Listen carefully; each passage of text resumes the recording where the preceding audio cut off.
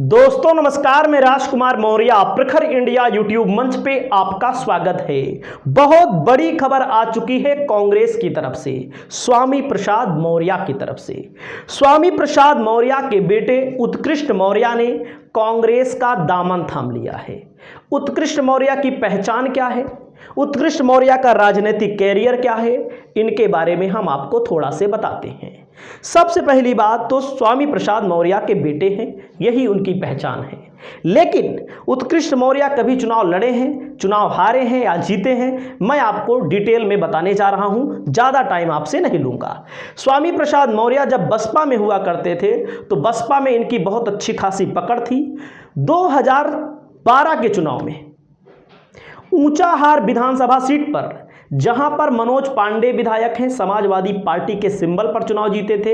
हालांकि भारतीय जनता पार्टी में जब एक तरफ वो शामिल हो रहे थे तो दूसरी तरफ वहीं पर ऊंचाहार विधानसभा से प्रत्याशी 2012 में केवल हमको लगता है 1500 वोट से चुनाव हारे थे, बस 1500 वोट से चुनाव हारे थे बसपा के टिकट पर 2012 में।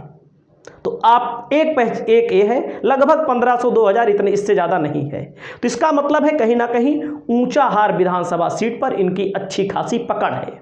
उसके बाद मैं आपको बता दूं, आगे चलिए।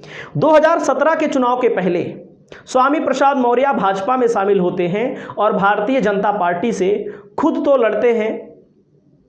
लड़ते हैं, लेकिन अपने बेटे को भी इन्होंने लड़ाया उसी सीट पर मनोज पांडे के खिलाफ, जो मनोज पांडे 2012 में समाजवादी पार्टी से जीते थे लगभग 1500-2000 वोटों से। उन्हीं के खिलाफ चुनाव लड़ाया भारतीय जनता पार्टी से इन्होंने उत्कृष्ट मौर्य को, और उत्कृष्ट मौर्य फिर समाजवादी पार्टी से चुनाव हार गए।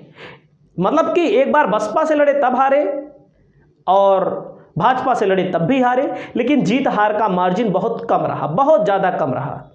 तो आप ये समझ सकते हैं।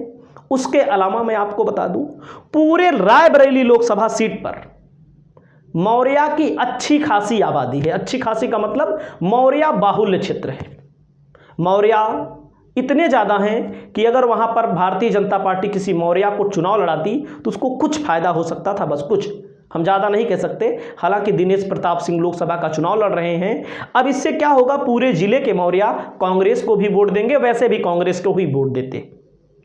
अब भविष्य में कयास लगाए जा रहे हैं कि स्वामी प्रसाद मौर्य कांग्रेस का दामन भी थाम सकते हैं, कांग्रेस के साथ भी आ सकते हैं। हालांकि मैंने एक वीडियो भी बनाया था बहुत पहले, आपने देखा रहा होगा, कि मैंने बताया था कि स्वामी प्रसाद मौर्य को रायबरेली से लोकसभा का चुनाव लड़ाया जा सकता है। तो कहीं ना कहीं तार जुड़े हुए हैं, तार कटे नहीं है। भले हमारी बात गलत साबित हो गई हो, कि सही आकलन ना रहा हो, क्योंकि उसी लोकसभा सीट को लेकर आपने देखा रहा होगा कि तमाम मीटिंगों का दौर जारी था। हालांकि स्वामी प्रसाद मौर्य की अपनी पार्टी है, राष्ट्रीय सोशलिस्ट समाज पार्टी, और उसके राष्ट्रीय अध्यक्ष हैं, कुशीनगर से चुनाव लड़ रहे हैं। देखते हैं स्थिति क्या रहती है। आपकी जो भी राय हो ईमानदारी पूर्वक आप जरूर बताइए। नमस्कार।